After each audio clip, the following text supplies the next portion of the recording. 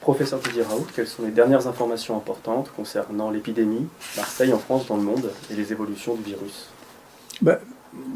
On verra, on a l'impression que le nombre de cas détectés, le nombre de morts est en train de descendre un peu partout d'ailleurs. Pas d'une manière significativement plus importante dans les pays dans lesquels il y a un très haut niveau de vaccination que dans les pays dans lesquels il n'y a pas un très haut niveau de vaccination. Mais il faut un peu de temps pour mesurer ça, on verra bien ce qui se passe. J'espère bien que ça jouera un rôle dans la diminution du nombre de cas, mais pour l'instant c'est difficile à dire compte tenu de la proportion et du délai qu'on a actuellement. Ce qui se passe en termes d'épidémie pour l'instant, ici, nous, on ne voit pas vraiment de différence très significative, mais ce qu'on voit, que vous pouvez voir ici, qui est très clair pour moi, qui est assez clair depuis le début, même si ça a mis un peu longtemps de faire que les gens écoutent ce qu'on dit. Nous, on sait depuis août qu'en réalité, il y a que les épidémies ou les vagues que l'on voit sont des variants différents. Je vous dirais d'ailleurs pourquoi. Dans les îles, il n'y a eu qu'une seule épidémie, parce que on a réussi à isoler les gens de ces îles, et donc il n'y a pas eu de deuxième épidémie. Donc l'histoire du rebond par le même virus est quelque chose qui n'a pas été, en tout cas, observé pour l'instant.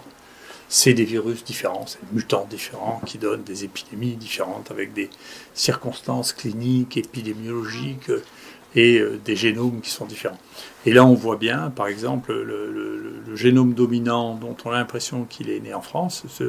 On a fait une publication avec celui-là, qui est disponible sur notre site, qu'on a soumis mais qui est disponible sur notre site, comme on a fait une publication qui est publiée actuellement dans Travel Medicine Infectious Disease sur le premier variant qu'on a eu cet été, en juillet, et on voit, vous voyez là, que ce variant qu'on appelle le Marseille 4, dont on pense qu'il est parti de France et qu'il a envahi toute l'Europe, eh bien, est en train là de diminuer et de disparaître, et qu'il a été remplacé par ce variant qu'on appelle le variant anglais. En réalité, il apparaît que le premier mutant de ce groupe-là soit apparu en Autriche très tôt, en avril, qu'il a été négligé. Les gens ne pensaient pas que ces variants avaient une importance sur le plan épidémique, et qu'il a remplacé le variant 4, là maintenant.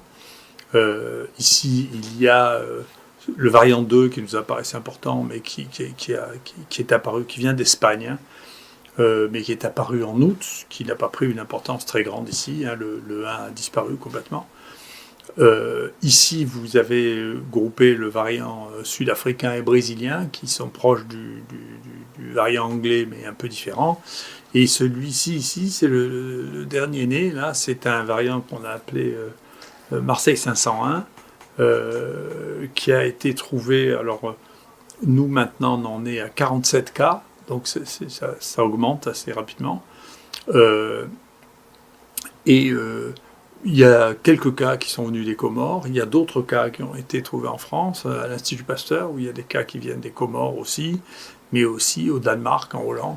Mais en tout, il doit y avoir une quarantaine de génomes publiés, donc il y a très peu de choses publiées dessus, mais c'est un émergent très curieux génétiquement, parce qu'il a cette mutation qu'on voit chez les Anglais, chez les Sud-Africains, les Brésiliens, dans la protéine spike en position 501, qui est celle qui intéresse beaucoup les uns les autres, mais pas du tout sur la même branche de virus. Donc c'est une branche de virus qui est très différente, sur laquelle on a vu apparaître les mêmes mutations que les mutations qu'on trouve maintenant chez les variants anglais, brésiliens et sud-africains. Donc la mutation dans ce site représente un point chaud de mutation qu'on peut trouver dans différents virus qui peuvent donner naissance à d'autres variants de virus. Voilà.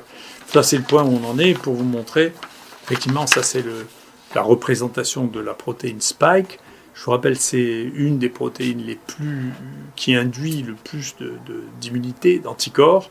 C'est la protéine qui est utilisée dans plusieurs vaccins, la plupart des vaccins disponibles.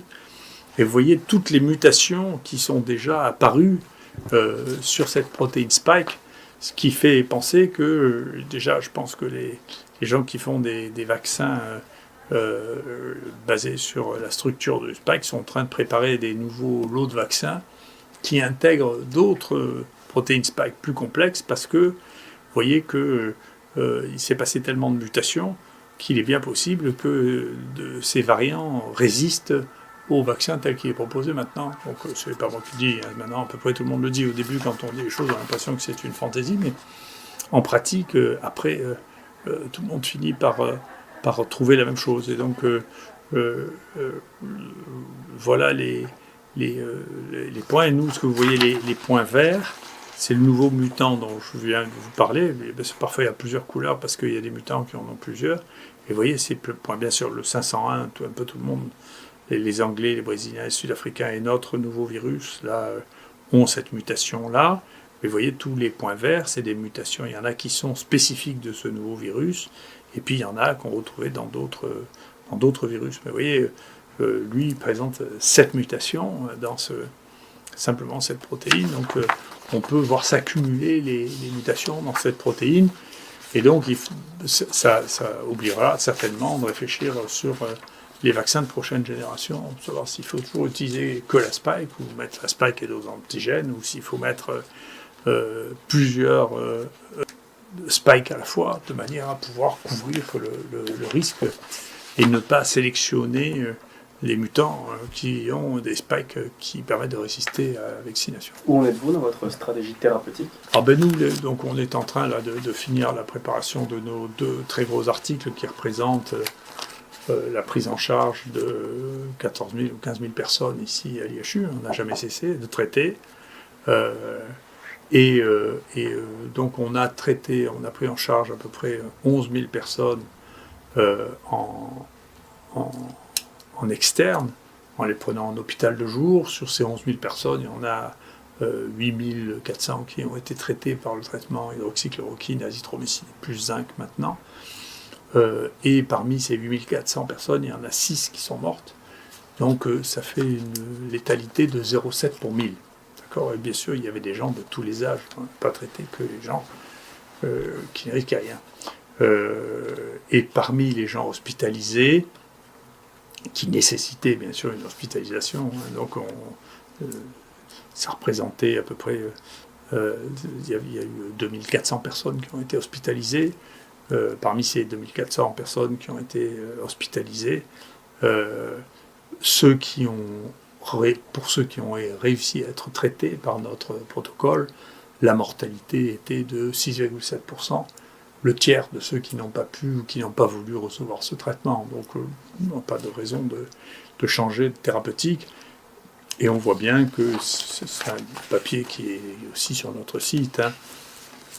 Ça, c'est la comparaison des données officielles françaises en bleu, hein, de la mortalité par tranche d'âge, et la mortalité par tranche d'âge chez nous.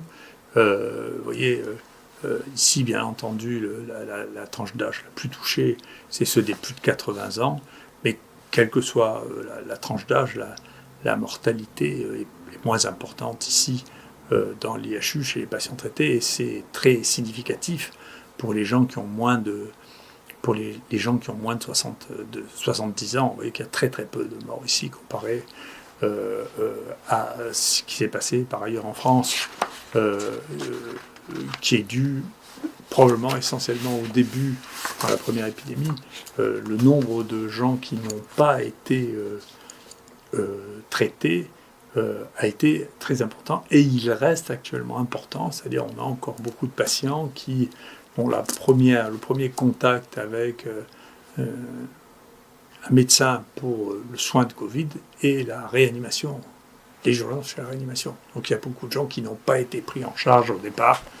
Or, clairement, pour moi, et pour toutes les données que j'ai observées, le traitement précoce de cette maladie, comme de toutes les maladies infectieuses, je n'en connais pas qui ne sont pas comme ça, est essentiel pour diminuer la mortalité.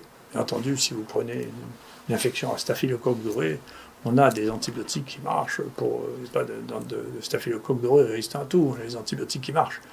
Mais si vous traitez les gens au stade du furoncle, ou du premier passage précoce de staphylocoque dans le sang, le succès n'est pas le même que si vous attendez qu'il y ait une détresse respiratoire en réanimation. C'est une détresse respiratoire en réanimation, il y a 25% de morts. S'il y a une septicémie à l'hôpital, il y a 12% de morts. Si vous le traitez au début, quand il commence, il y a 0% de morts. Et vous avez les mêmes antibiotiques. C'est juste une question du moment où vous le traitez, du début de la prise en charge. Les antibiotiques ne font pas de miracle quand vous êtes à un stade de lésion organique. Ils peuvent sauver quelques-uns par les techniques de réanimation, leur permettre d'avoir le temps de récupérer.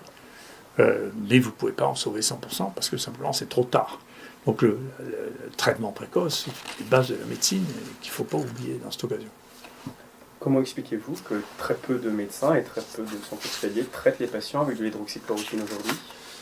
C'est très intéressant. Alors moi je suis un lecteur assidu de Noam Chomsky, hein, donc en particulier c'est très intéressant ce livre que je vous recommande sur la fabrique du consentement, de la propagande médiatique en démocratie, qui raconte en partie d'ailleurs comment l'Amérique a réussi à faire croire que le bioterrorisme était une affaire internationale alors que c'était une affaire interne aux États-Unis avec le charbon qui sortait d'un laboratoire militaire américain, hein, donc il n'y en a jamais eu ailleurs. C'est eux qui se sont fait ça entre eux et qui ont bouleversé la manière de fonctionner du monde et qui ont fini par faire croire que c'était Saddam Hussein qui avait détruit les tours jumelles et envoyé les sports de charbon. C'est extraordinaire. Donc moi j'ai vécu ça parce que j'étais en position de vivre au ministère de la Santé.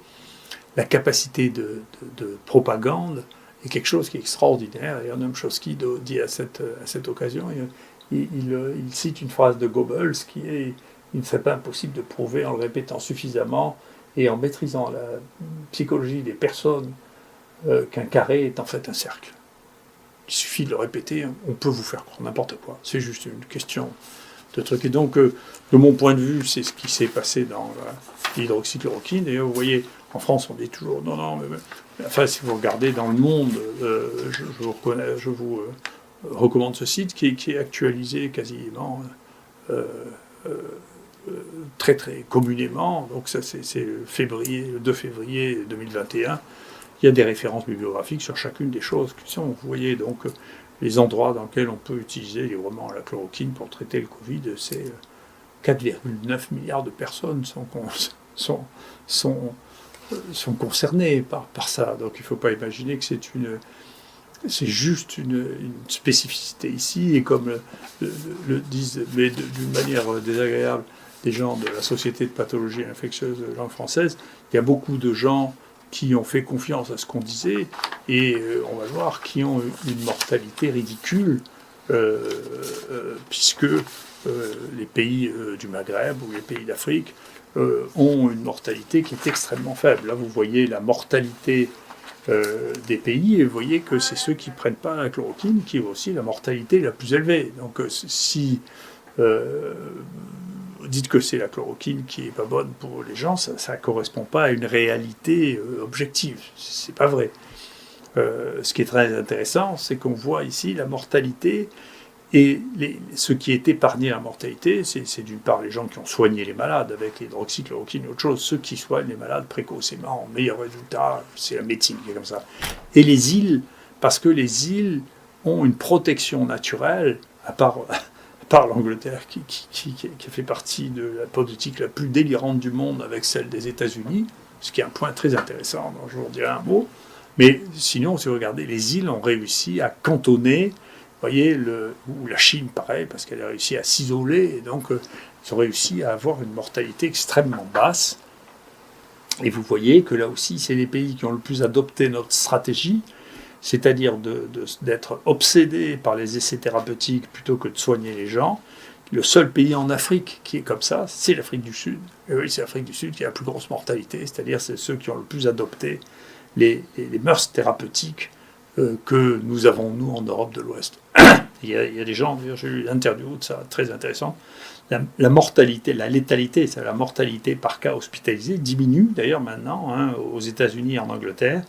Et il y a une fille qui expliquait très bien, au début, quand on voyait arriver ces malades, on les considérait moins comme des malades que comme des gens à qui on se demandait si on allait leur proposer de rentrer dans l'essai thérapeutique ou pas.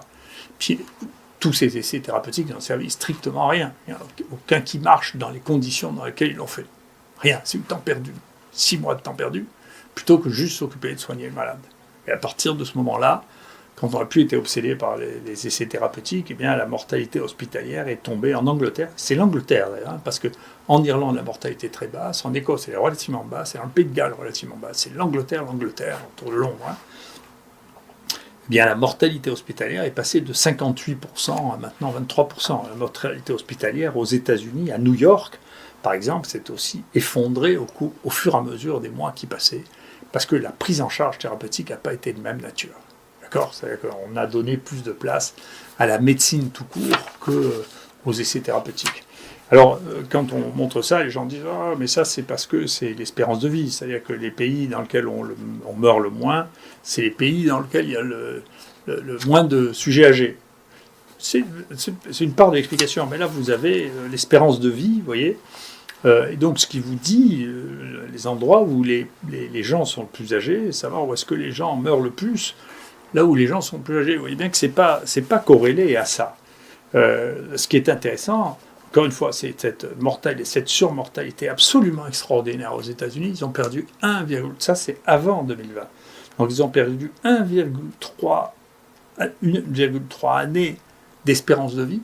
Et vous voyez, ils étaient déjà, je ne sais pas si vous rêvez de la médecine américaine, mais ils étaient déjà, eux, au niveau du Maghreb. Donc ils vont descendre bientôt au-dessous du niveau. Ça, vous avez le Maghreb, vous avez la Turquie, vous avez l'Arabie Saoudite, la Chine. Vous voyez, les États-Unis sont là. Donc il se passe quelque chose. L'Angleterre va basculer en bleu clair aussi, parce qu'ils ont perdu plus d'1 an d'espérance de vie l'année dernière, du fait de cette gestion absolument catastrophique de l'épidémie. Donc ça va passer en bleu comme ça. D'accord ? Donc vous voyez que ce n'est pas vraiment corrélé avec l'espérance de vie. Non, ce qu'on voit, c'est que les pays qui étaient les leaders de la pensée scientifique médicale, les États-Unis et l'Angleterre, ont les plus mauvais résultats du monde.